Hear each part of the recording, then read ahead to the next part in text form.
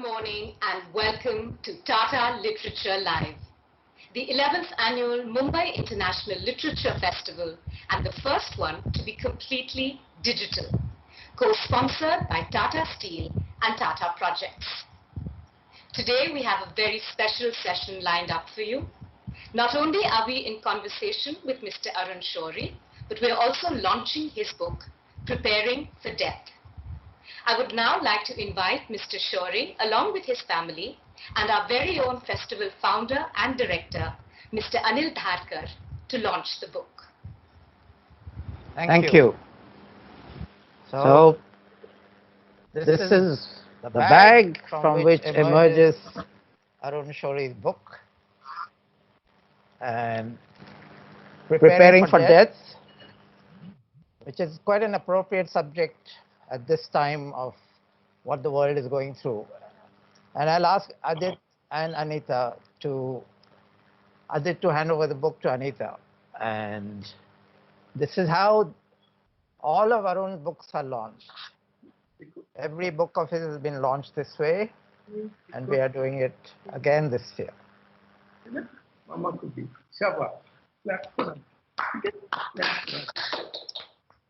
Thank you. Thank you. All the best, Arun. Thank you. All the best, Madhavi, and over to you. Thank you very much.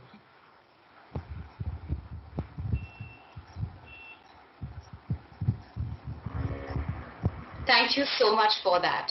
The book is available on our website, tatalitlive.in, if you would like to purchase it. जिंदगी है अपने कब्जे में न अपने बस में मौत, आदमी मजबूर है और किस कदर मजबूर है. In the following session, Mr. Shourie will talk with Madhavi Menon about death, our reluctant acceptance of it and yet deliberate blind spotting of it. If death is inevitable, then why not at least prepare for it? There will be a Q&A after the session, so please do send in your questions along with your name and city. Mr. Arun Shourie is an award-winning author, journalist, and politician. He has been acclaimed as one of the 50 world press heroes by the International Press Institute, Vienna. He will be speaking with Madhavi Menon. She is an author, professor of English, and director of the Center for Studies in Gender and Sexuality at Ashoka University. Over to you, Ms. Menon. Thank you, Suruchi. Thank you, Anil. Hello, Arun. I am so delighted to be in conversation with you today. And I think our audience is going to be delighted not just by hearing you speak, but also then by going right out and buying your book, which is such a fantastic read. And its 500-page length really sort of, it flies by. And that is a huge compliment to your skills as a writer. And of course, in addition to that, to the content that you're writing about. As Anil just said, the timing of this book is almost eerie, isn't it? Because the whole world is now thinking about death, obsessed with the death, fearing it at all times. And so I'm interested in thinking about your book, especially the title and the suggestion in the title of Preparing for Death, in relation to the sort of current pandemic we find ourselves in and the obsession with death that we find ourselves facing day in and day out. So do you think thinking about death all the time is the same thing as preparing for death? And if not, what is the difference? What would your thoughts be on that? Well, actually, it's not, you see, if we are actually thinking about death all the time, then we won't be doing any living at all. But that we should be reminding ourselves about death is certainly an element of the preparation. The Buddha says that Vinoba, every time when he goes to sleep, he says, well, I've done my day's work. If I die, I go into the lap of God just now. He was a theist. And if I wake up in the morning, well, I will serve more. And of course, in Gandhiji's case, it was an imminent possibility at all times, especially during the last 2 years of his life. And he often spoke about it. And he often said that now my time has come because of he had his own indices. For instance, that he was he was one of the persons who could control his sleep to the second. If he said 15 minutes, he would sleep for 15 minutes and wake up. And I remember Manibhai Desai, who'd also got the Magsaysay Award, and he told me that one day he had gone to see Gandhiji, and Gandhiji said, "Oh, 1:45 हो गए, 1 बजे meeting है, मैं जरा सो जाऊं, 15 minute के लिए सोना है." And he went, so Manibhai said, "Okay, I'll go out." He then better. And he says that just as the watch reached 15 minutes, Gandhiji got up and continued the conversation. So it was like that. And in the Buddha's teaching, of course, death and suffering are the sort of foundational, are the things which are addressed. And he asks us to do many death contemplations so that we get accustomed to the idea of death, and also that we learn to detach ourselves from the body, from our emotions, from our current preoccupations. Yeah, yeah. So, right, that thinking about death is a way of preparing for it, but not obsessively so much that we then don't live. I mean, that's what's so interesting, right, about our current moment. I mean, I completely agree with you, and I sort of, it's interesting to hear what the Buddha said about this, and we'll go into that in some more detail. But the current moment where everyone is sort of thinking about death all the time, which, as you rightly say, is not the same thing as preparing for it. But how does that mode of preparation then take over from thinking about it? Like, how do we tell people we need to actually prepare for the eventuality, and for more and more people right now in the world, certainty at this moment? I mean, not certainty eventually, but yesterday we saw the figures: 250,000 dead of COVID in the US. The worldwide figures, of course, are much higher. How does one prepare for death during a pandemic and in a pandemic? It would not be any different from preparing from death in normal circumstances. Today it is more imminent, it is closer. The subject which we try to avoid is now right in front of us. Yeah.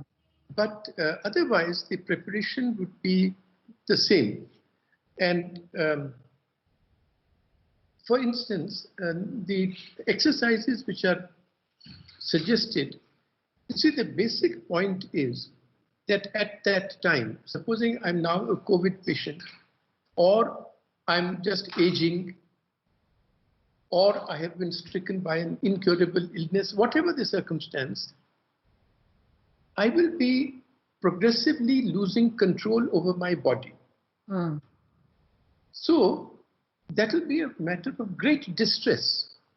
I will be losing, I will become more and more aware that I will be losing all my loved ones. So the teaching is that this is inevitable. You will be losing control over your body, your circumstances, your loved ones, everything. So the peaceful death is the peaceful dissolution of the mind. That the mind which is getting so agitated at that time, that you should be able to dissolve peacefully. That's the essential point. And for that, the exercises are, all things, Yoga, Chit Vritti Nirodh, which is Patanjali's definition of yoga. Yoga is the calming of the fluctuations and the incessant chatter of the mind. And so many techniques were developed for this, most of all by the Buddha and by the meditation masters who followed the Buddha, and in our times by the meditation masters in Thailand, Sri Lanka, Tibet, and others. So those are the teachings, and that's why it's distinguished from, or distinct from, as you said, from just thinking about death. I can be thinking about death and become dread death. But in the Buddha's case, he would say you will have to welcome it in the end as a friend. So that is the thinking would be different from preparing. The preparing is on the mind, working on the mind. Right. I mean, this book is remarkable because it talks about, I mean, it talks about many things, but it talks about the modes of preparation undertaken by several significant figures through history, including Ramakrishna Paramhansa, Mahatma Gandhi, the Buddha, Vinoba Bhave, and so on and so forth. And Ramana And Maharshi. yes, that's right. Ramana Maharshi, yes. That's right. But the reason why these people stand out for you, actually, I'm not going to say I'm not going to say it as a statement. I'm going to ask it as a question. Is the reason that these people stand out for you because there are so few people who actually prepare for death, whereas the large number of us or the large number of masses have no such desire to do so? And so the second part of my question would be, why might that be the case? Why do people not want to prepare for death as a general rule? No, the selection of the five would be only because I revere the first four, and I have the greatest regard for Vinoba also. And also because, yes, as you rightly said, they would not shy away from preparing for death, and in that they would be distinguished from us, different from us, and of course in every other way also they were different from us. But why we don't want to prepare for death is that we want to continue to cling to life and to believe that हर एक को होगा मगर मुझे नहीं होगा. In any case, इस साल नहीं होगा. इस महीने नहीं होगा. In any case, इस घंटे में नहीं होगा. So even if somebody counsels us to prepare for death or prepare for any eventuality, any downturn, for instance, we sort of, yes, I'll do it, but tomorrow. You know, just as a person addicted to food will say, yes, I'll start dieting, but tomorrow. Yeah. Or these fellows in the stock market who are always telling us to buy because the stock market is going to go up. They don't want to think of the black swan, as Talib would tell us. Yeah. But why the attachment to life? I mean, this has always puzzled me actually as a very genuine question, because it's not only people whose lives are necessarily going well by whatever yardstick you want to measure that. It's people who might be thought of as having very difficult lives or being miserable or not necessarily in a good place or a good position, who also don't want to prepare for death. And I've always been puzzled by that. And I'm just sort of curious to hear your thoughts on the matter about why is it that really no one wants to think about this? You know, that's a very interesting question, and a very great numerical figure was given by Viktor Frankl in his book, Man's Search for Meaning. Because he said that he, being a psychologist and trying to give himself a purpose in being in a concentration camp, he said that now, so our death was certain, we were going to go into the gas chambers. So it was imminent, you could see it visibly in front of you, you would see the corpses being taken out, and yet people did not commit suicide.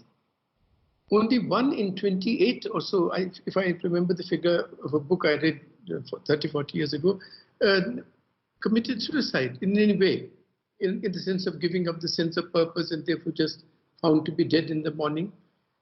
Because, I mean, life is all we have. And we develop attachments to the positions we may have, to the ones we love or who love us.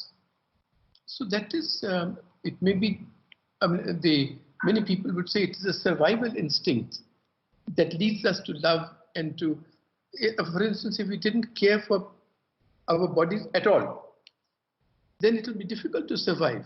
I wouldn't eat, I wouldn't shield myself against a predator.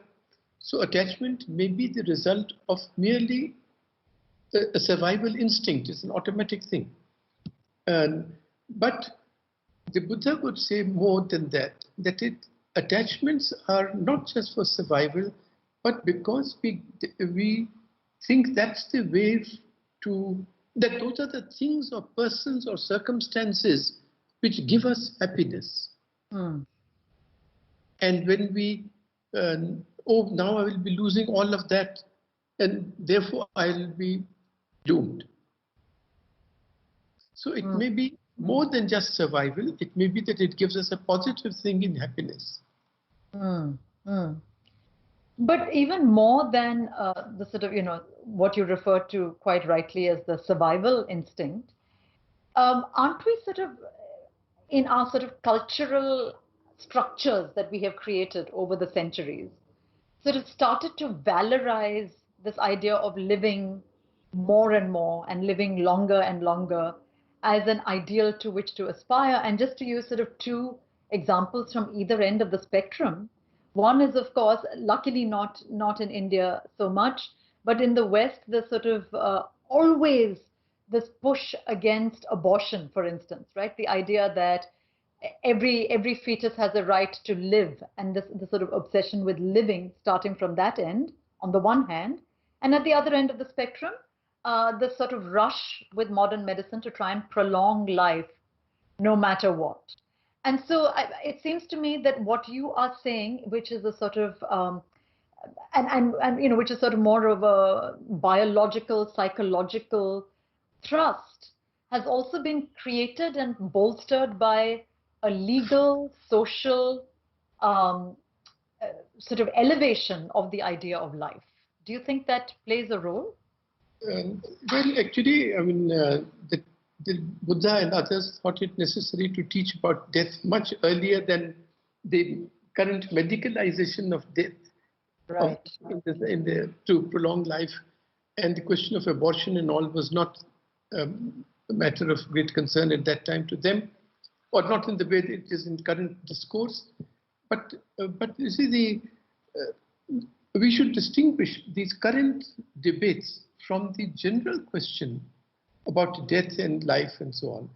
Because, for instance, those who are very firmly against abortion, on the question not just that every being has a right to life, but that we should not be taking the life of living things. A fetus is a living organism, so we should not kill it. But those very people would have no, and there will be, for instance, there will be many people who are so affectionate to their pets, a little cat, a little puppy, but they don't mind the animals who are slaughtered for their meals. So it is not so much a reverence for life as a particular type of life. Yeah. And I would,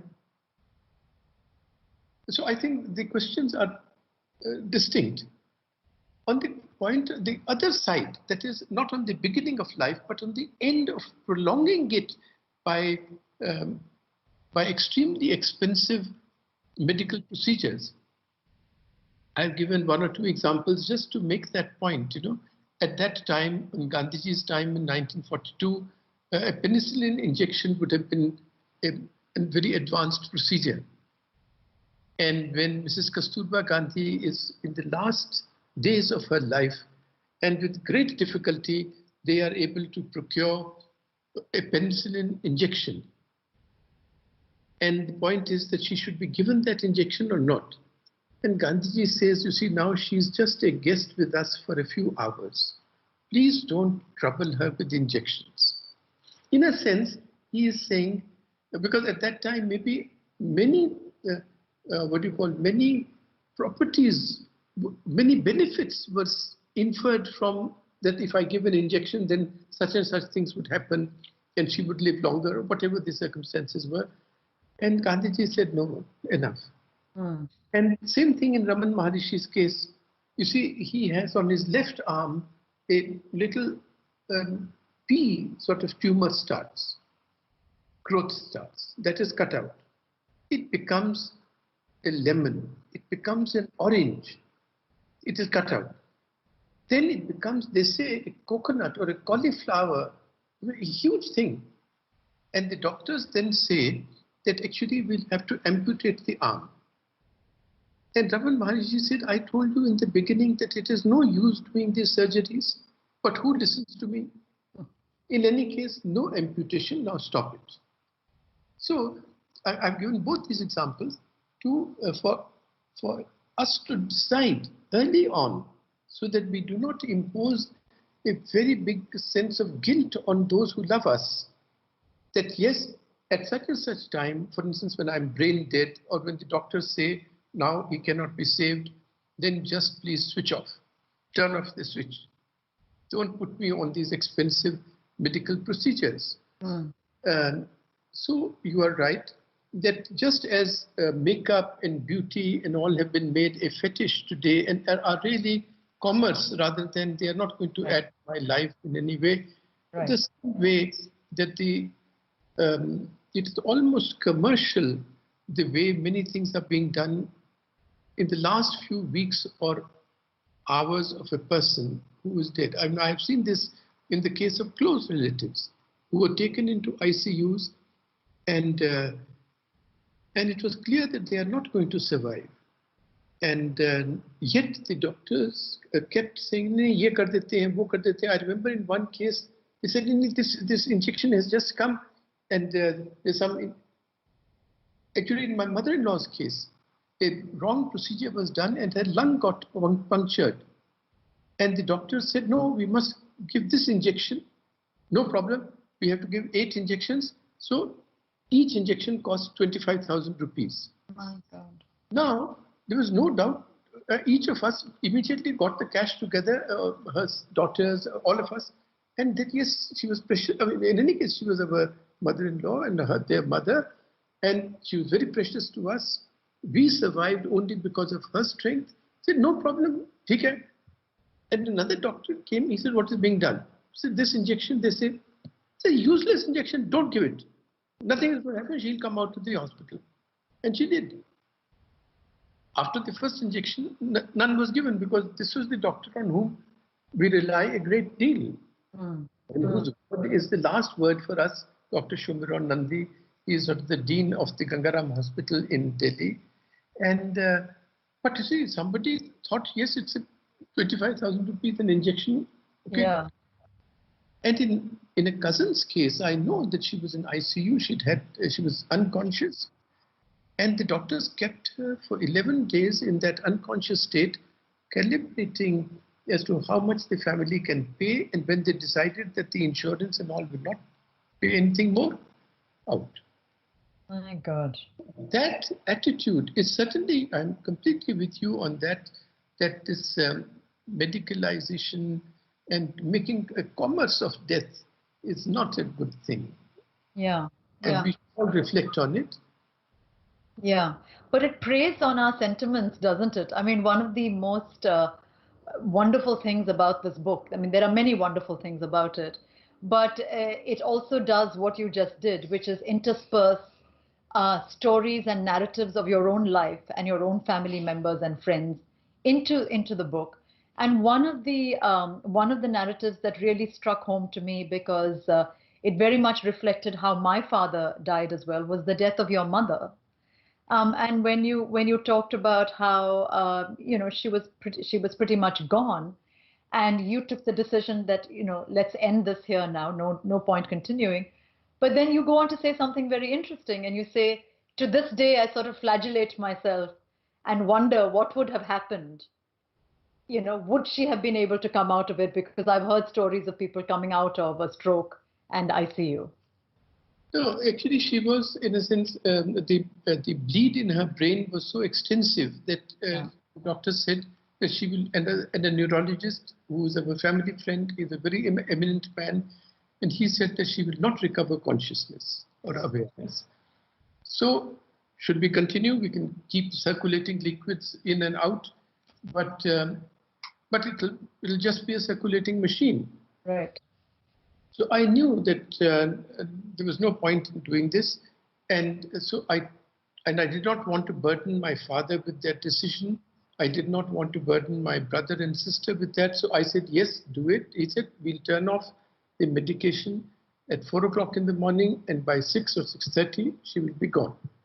Then I called my brother and sister, and we were with her. Now, what happened subsequently was that when I was doing work for a book called Two Saints, it's a book about Ramana Maharshi and Ramakrishna Paramhansa, and to what extent can their experiences which they described be explained by natural explanations before we jump to supernatural explanations. That was the book. So in research, I came across a lot of, not stories, but a lot of writing in medical and neuroscience journals about residual awareness. That persons who were thought to be in semi-awareness, in a coma, in a vegetative state for 5 months, for 2 years, actually were found to have a residual awareness. And that there were tests for that, how they found that out.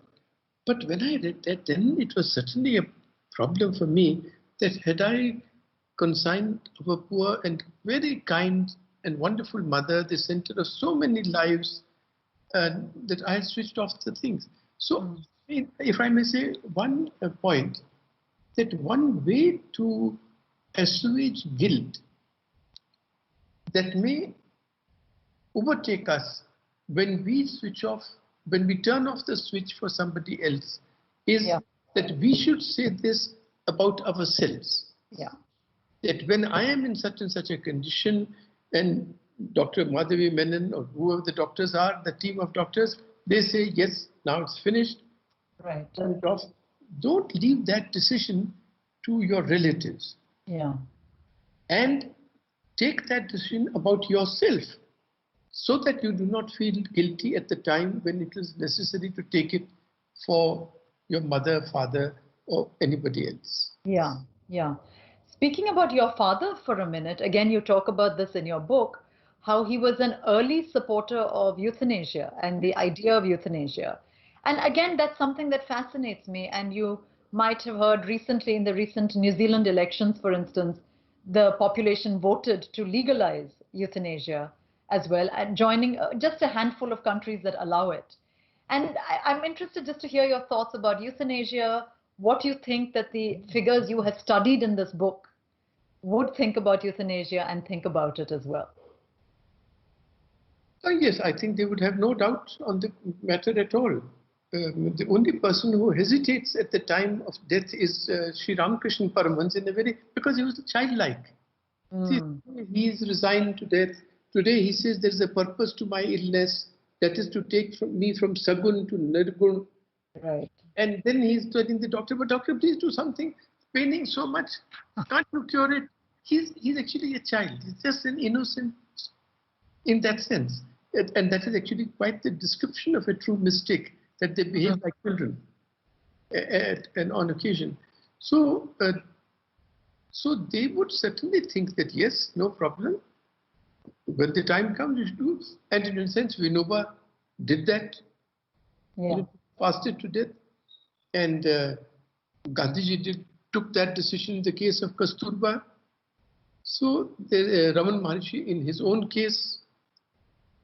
And the Buddha, of course, voluntarily lies down between two sal trees and says now, and he has made a commitment to Mara, the evil one, that okay, in 3 months I'll be gone. And he passes away. He goes into stages of meditative stages, comes down, goes up, and goes.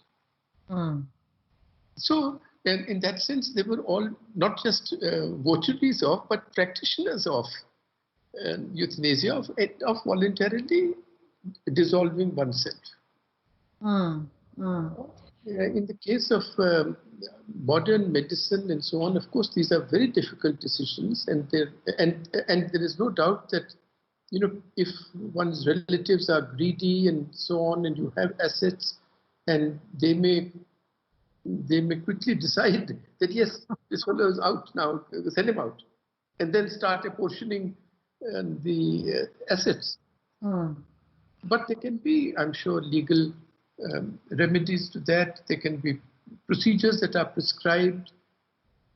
But it is best to write all that down and let the relatives know, and let the family doctors know. And if you have 1 or 2 friends among lawyers also, let them know, this is my decision, these are these.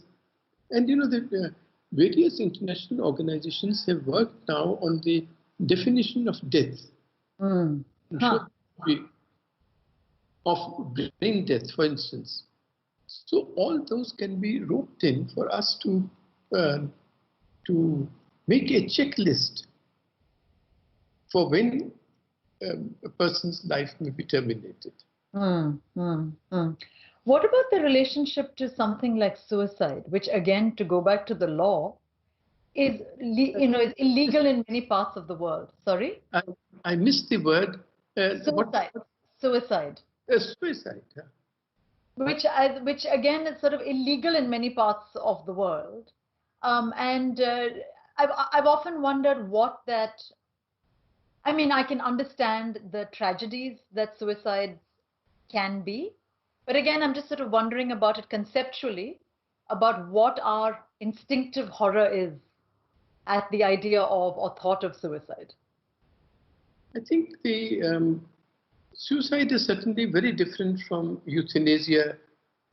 Suicide is very different from the Jain practice of starving oneself to death in the end, from Vinoba's decision.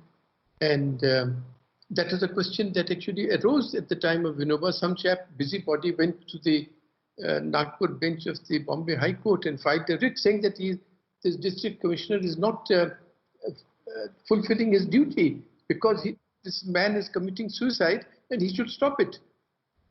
And that is against the law. But in our tradition, the points are completely different. And so there are markers for that. For instance, in suicide, I become so dejected with life that I opt for death. Yeah. But in Santhara, for instance, among the Jains, or in Vinoba's case, they are not that they are disgusted with life or they are longing for death. It is that they have become indifferent to the continuance of life, and they are not sort of thinking that there are going to be some damsels in heaven so that their fondness for death. Right. Not that. It is just with equanimity you decide. Now, in the case of suicide, the general position is that suicide is murder, in the sense that it is the circumstances which have compelled me to become so depressed that I take my own life. So those who allowed my circumstances to deteriorate to this extent, for instance, friends or relatives who may not have noticed my depression, or the society or the state which may have pushed me to this extreme step, they are responsible. And if we condone suicide, we will be condoning those inhumanity among relatives, in society in general, the inhumanity of the state. We will be, in a sense, justifying that, or providing a rationale for that. You are absolutely right. We must distinguish between suicide and this voluntary exit. Yeah, yeah. Just out of curiosity, and I don't think you refer to this in the book, but what did the Bombay High Court say when this man went and filed the petition about Vinoba committing suicide? What the particular decision was, but I'm sure it was not pursued. Right. Nobody went and stopped him. And in fact, Mrs. Indira Gandhi, who was the Prime Minister at that time, was in Moscow and for Brezhnev's funeral or something, and she flew back immediately and went to Wardha and went to Ponar, which is near Wardha, and she said to Vinoba, "Baba, aap pani to pee lijiye." And he indicated,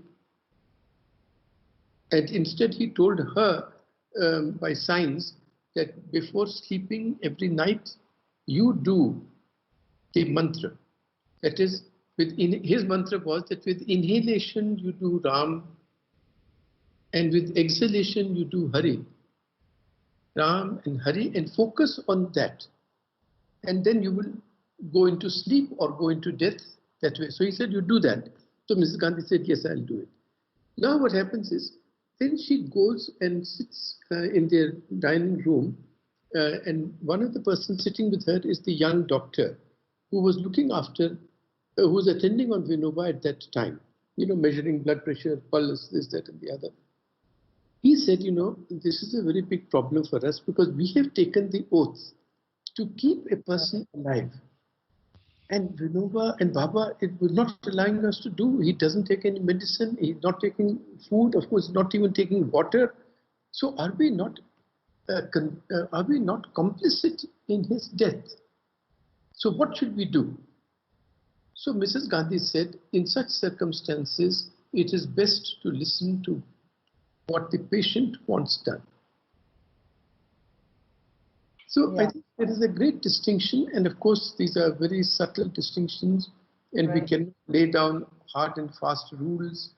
I may be thinking that I have great equanimity, and therefore I'm sort of exiting voluntarily, and actually I may be so depressed.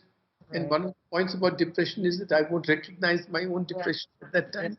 So it is best to have a group, 3-4 persons or 2-3 persons who are wise and who have experience in such matters, and say, when I reach such and such stage, turn off all assistance, and they should be the ones to determine whether I have reached that stage or not. Interesting that you brought up Mrs. Gandhi just now, Arun, because actually one of the questions I had, the 5 figures that you whose stories you go in and out of throughout the book are all men, and I'm just wondering, had there been women figures, famous or otherwise, who have written about preparing for death, whom you have encountered or heard about, or stories from women or other kinds of people that might also be interesting for our audience? Well, actually, in the book, I also deal with the death of Mrs. Kasturba Gandhi. Yeah. And my mother. And so it is not women or men in this way. And no, I meant people who are talking about death, because I think people you talk about. That's a good point. The description about Gandhiji's last days is actually, much of it owes to Manu Gandhi, his niece, to Dr. Sushila Nair, again, close associate of his. Then in the case of Vinoba's writings on death, they have actually been compiled afterwards by a lady who is still living in her 90s now, Usha Pahen, in Ponar Ashram. Right. So, since she may not have written on death, but she's the one to whom we owe, not what Vinoba wrote on death. Yeah. Because his collected works are also 21 volumes, and so she has picked those things out. And so, and similarly, I'm sure that in the Theri Gatha, in the what do you call, the poems and verses of the women followers, the senior nuns in the Buddha's order. Yeah. There's a lot of description about aging, about death, and so on. So they are women, and there have been as many women mystics. Probably we, as your studies will show, we do not know as much about them as about others. Yeah. And I'm that familiar with the teaching, say, of Anandmayi Ma, so that I would not be able to, see what she had said on these matters. Right, right. Well, maybe that can be fodder for your next book, which we eagerly look forward to. I've just been given a signal that we are moving into the Q&A session. But just before we do that, can I ask you, please? Oh, actually, no. Maybe at the end of the Q&A, because we're moving to Q&A now. But I was just going to ask you to narrate what your favorite anecdote might have been from the book. But maybe we can do that during the Q&A itself. So I'll reveal a state secret which Rajiv Mehrotra, my friend, told me. Okay, I'll do it. Okay. It's not in the book, but it should have been. If only idea. Why don't we do it now, actually? Because I can be the first question asker. So Rajiv Mehrotra sent me a WhatsApp message. It's revealing a state secret that the Dalai Lama had sent an email to Xi Jinping, the ruler of China. So Xi Jinping receives it. The Dalai Lama has sent me an email. He clicks on it. And they say, see attachment. So he clicks on the attachment and his computer goes bust. Oh, and of all the Central Committee members they crash. And then of the high command crash. So Xi Jinping is furious. He sends a telegram to the Dalai Lama. Sir, what have you done? What is the meaning of all this? So the Dalai Lama sends a telegram back. With attachment comes suffering. That's fantastic. That's fantastic. That I would have put it in a book earlier. I'm so glad you told us that anecdote. That's wonderful. That's wonderful. Thank you, Arun. Okay, so I've been sent a list of questions that the Tata Lit Live people have compiled, questions that have come from all the platforms that you're being streamed live on. Okay, so let me ask you I'm just reading out the first question to you. Are any of your friends atheists? Have you discussed your views on this subject with them? Well, I can't. I don't know their personal beliefs. I'm sure that we all seek support at some time, and there can be a support in a figure like a guru or God and something like this. So I would not say that I can think of anybody who's an unqualified atheist in that sense, and I would not know them deeply enough to have to be able to answer that question. But if you ask me, yes, I certainly do not believe in God as has been described. You know, all-knowing, all-powerful, and passionate. If you look at our son or Anita's Parkinson's, well, why has that God inflicted this? From birth, the child suffered a brain injury in the womb. How? And why? And either God does not know, then he's not all-knowing, or he knows and does not have the power to rectify the problem, then he's not all-powerful, or he knows and has the power to do it, and yet he doesn't do, then he's not all-compassionate, he or she. So I certainly do not subscribe to the view of God as it's been put out. But what about my friends? I can't say. Right, right. Thank you, Arun.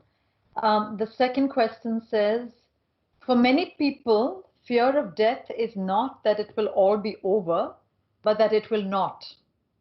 Fear of where the soul, if there is one, will go, with so many theories of heaven, hell, purgatory, reincarnation, karma, etc.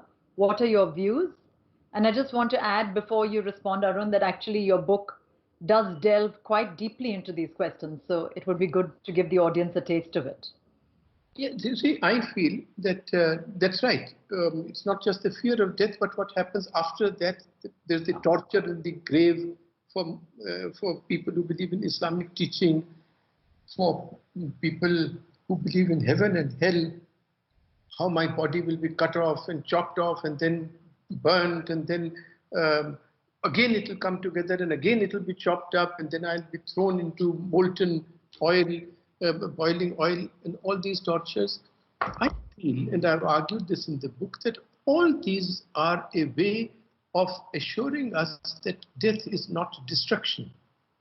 These are sort of soporifics which have been devised to assure us, no, death is just you continue. Because, for instance, take the question of hell or the torture in the grave. Start with that. If I am being tortured in the grave, that means I am actually, something in me is surviving. That is why I feel the torture. Right. Similarly, in hell, I am being subjected to all these tortures. But that is an assurance that something in me will survive, so that I can feel, so that I will be feeling the torture. Yeah. And if in heaven, or if I am sitting in the lap of God, or I encountered Jesus or anybody there, or Saint Peter receives me at the gates to heaven, that means something in me has survived. That is a convenient fiction, as a German writer once put it. All these things like karma, these are things which have been devised to make us overcome the feeling, the fact that death is the end. We don't want to face that fact. Therefore, these things. Yeah, I mean, I really sort of liked that, because it's such a counterintuitive reading of these kinds of narratives, which is that they're actually meant to prolong our existence Yes. rather than signal an absolute end, which is very interesting that we actually don't mind stories of being tortured. We prefer those stories to stories of non-existence. Yes, yes, absolutely. Yeah, that's very interesting. Okay, our next question says, how can the family help someone prepare for an imminent death? I think just by love and loving throughout our lives and serving them. That is therapeutic for us. It is helpful to them. And I know, for instance, I know that in the case of my mother-in-law, she was very worried about our son and about another grandson of hers who was just reaching maturity, and the question was, what will be his career be and who will look after, and so on. And my wife's younger sister, she was all the time assuring her, "Mommy, please don't worry, we are all here, we will look after them," and so on. And that probably eased her or calmed her down. But in the end, that person will believe us only if the precondition has been met. She or he must know that we have loved her and we have loved him. And so it is the loving relationship over life which is the one that will enable us to help the person at that time. And probably I would think that it is not a good idea to keep giving false hope. No, cure vaccine is coming tomorrow. It may or may not come, you know. Yeah. So we should, because you see, again, Viktor Frankl has a very interesting word. He says that he realized that sometimes many persons would go into the gas chamber with their head held erect. Many persons lying next to him, the person was all right yesterday, and in the morning it's just a body. He has died. And he started analyzing, why is it that some people can go into the gas chamber with their heads held high and some people just die? And he said that he realized one of the things was that the former had a sense of purpose, that even in death we are serving a purpose, we are bearing witness to history. The second point he made was that they had insulated themselves against the delusion of reprieve. It's a very important expression. Do not feed your loved one the delusion of reprieve. Yeah. I think we have to, it's much better to be realistic and for that person to be realistic, but this cannot be prescribed as a formula for everybody. It depends on the person's aptitude, person's cultural milieu, she or he has grown up. So no formula, but I think love would be the precondition. Right, right. Thank you, Arun. Next question is from Varsha Shinoy. Please share your views on post-death rites and rituals. Is performing Shraddh the only way to show Shraddha towards the dead? Actually, I don't think, I would think that supposing we have a mother who loved us so much, as in our case, who loved everybody. And so the best way would be for us also to be a bit like her. You know, that Gandhiji, what are we saying? How do we honor him? We are putting him on his poor little, a very poor sketch on a currency note. I mean, he would have hated it so much. But we think we are honoring him. Yeah. How are we honoring Sardar Patel? We making the biggest statue for him in the world. But actually speaking, the way to honor Gandhiji would be Char Ana Gandhi baniye. Try to be 4 Ana Gandhi. Just 25. Try to be like them. So I think that the way to honor those relatives whom we, those friends and relatives whom we have lost, who have predeceased us is not just a ritual, but it is to imbibe the good qualities in them and in that way make them a part of us. And second, as far as the rituals are concerned, they were devised by men of great insight into minds, that this kind of ritual will help cement a marriage. This kind of ritual will help at the time of bereavement. In a sense, it makes me busy at that time. Or let us say, among us, that when the body is being burnt, at one stage you take a ghada, a pitcher, and you explode it on the ground. Yeah. That is the sound of finality. So these were devised for that purpose, but what has happened is, and this is an argument that I've made in the book, that we have outsourced these rituals. We have made them mechanical. Pandit ji, zara mantra padhna?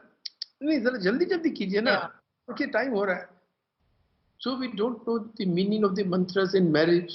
We don't know the meanings of the mantras at cremation. We don't know the meanings of the mantras in these shraddhs and so on. And we expect that the benefits will accrue. And the benefits are not so much for the dead. The benefits are meant for us. They give us something to do at that time. Exactly. But outsource it, or if we do it mechanically, then what benefit can accrue? Yeah. Yeah. Great. Question from Praveen Ratan. What are your thoughts on a person wanting to voluntarily leave this world and move on when in good health, physical and mental, when one feels there is no further value to be gained? Or should preparation for the final journey begin only when faced with terminal situation?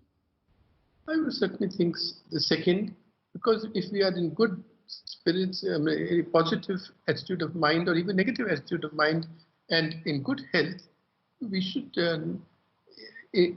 convert our disenchantment with life, for instance, into service of others. There's so much to be done. Yeah. Why not use the occasion for that? There was a wonderful sentence once of Mr. Rajmohan Gandhi. He was, of course, talking not of life and so on, but of these agitations and struggles and, taking the gun in your hand, let us say, in Kashmir. And he wrote that a cause worth dying for is also a cause worth living for. So it's a good thing for us to, and again, Gandhiji and all are examples in this. Everything they wanted to work for had eluded them. Freedom for a united India, abolition of untouchability, Hindu-Muslim unity, an alternate to Western civilization. But they persevered in service, persevered in working for those ideals. They didn't say, okay, now let's give up. So if you are well and able to help others, help. It is what the Dalai Lama has called wise selfishness. He says, if you want to be truly selfish, help someone. When you help somebody, the mind will give you 25 reasons why you shouldn't be helping, why that fellow doesn't deserve help. Then you get to know not that person, but your own mind. Yeah. And that's therapeutic. Yeah, interesting. Okay, here is very often when a family is wealthy and can afford expensive treatment, hospitals put tremendous emotional pressure on them to continue treatment. Actually, you've already spoken about this, so I think I'll skip that. Let me go to the next question. How can one bring up the difficult question of death with family members, even if it is to talk about how they would like to be honored in death? But bring it up early enough when everybody is well. Don't bring it up when the person is unwell. But there's such a taboo around it, isn't there, Arun? Like such a taboo to talk about. Yeah, but not so much in Indian culture. It is in the West. Every writer on death or something writes about the taboo. And therefore, but in our case, it is one of the central facts of life which are is dealt with in our tradition. you know, you had the book. I still have more questions to go, but the book is peppered with wonderful, wonderful shares, wonderful shairi, wonderful poetry by, you know, fabulous saints.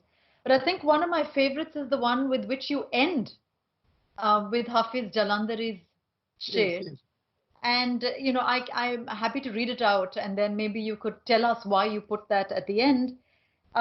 It says, "Hui jati hai kyun betab manzil, hui jati hai kyun betab manzil, musallal chal raha hoon, aa raha hoon." And Yes, you've translated this as, "But why is the destination becoming so impatient?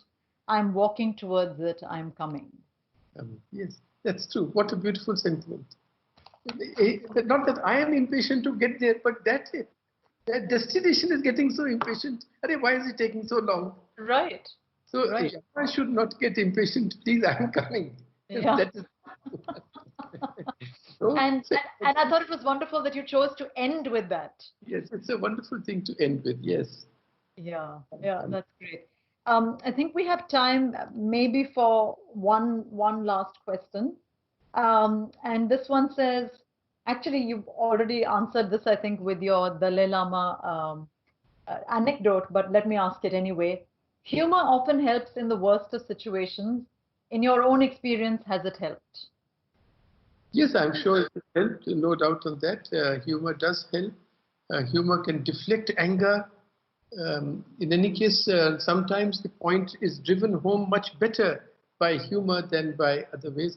And if you want me to end with the joke with which the book ends, I'll repeat that also, because that Yes. also tells us the point was that we should keep an open mind. Yeah. You see, the Dalai Lama says, then the Buddha says, don't, don't lose yourself in abstract and esoteric questions. There is suffering here now. It has to be dealt with. Here is the way to deal with it. Whether time has a beginning or an end or not, whether space is with finite or infinite, whether there is life after death or not, there is suffering. It has to be dealt with. Here is the way. Yeah. So, keep an open mind on those big questions and set them aside and work on the mind now. That's the point. But Arun, yeah, please end with the joke that the book ends with. So, Yeah. and this was narrated by Mr. Fadi Nariman, one of our great jurists, and when I actually written this, that Mr. Nariman narrated this at one of my the release of one of my books. And he then sent me an email saying that actually you have attributed the joke to me. I narrated it, but this is the joke that Mrs. Indira Gandhi used to tell. Okay. Lots of people, and you find it in the biography of Mrs. Pupul Jaikar, written Mrs. Pupul Jaikar's biography of J. Krishnamurti. Right. So the joke is that you see, two cosmonauts, Soviet cosmonauts, go up in space. And naturally, it's a big thing. And then when they come back after circling the globe and so on, big reception for them in the Kremlin. And during the reception, Khrushchev takes them aside. And he asks them, I say, when you were up there, did you see a big man with a big white beard? And he's looking down on the earth and he's directing what has to happen and so on. And those two look at each other and they say, yes, sir, we did see him. He says, that's what I was afraid of. No, just don't tell anybody. Just secret between three of us, okay? Because you see, if there is that God sitting there, then the whole communist dogma falls. Right. So they say, okay, sir, we never tell anybody.